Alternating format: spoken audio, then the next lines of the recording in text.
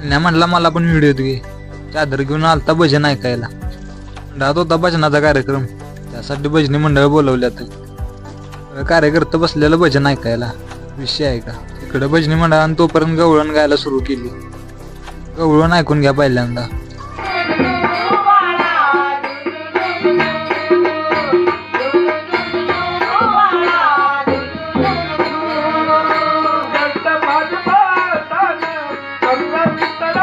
सकाळी कामाला सुट्टी आहे बे.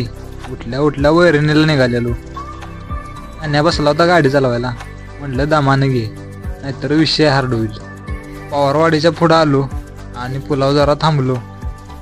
पुलाव थांबलो तर व्ह्यू खतरनाक होता. म्हटलं व्हिडिओ काढून घेऊया.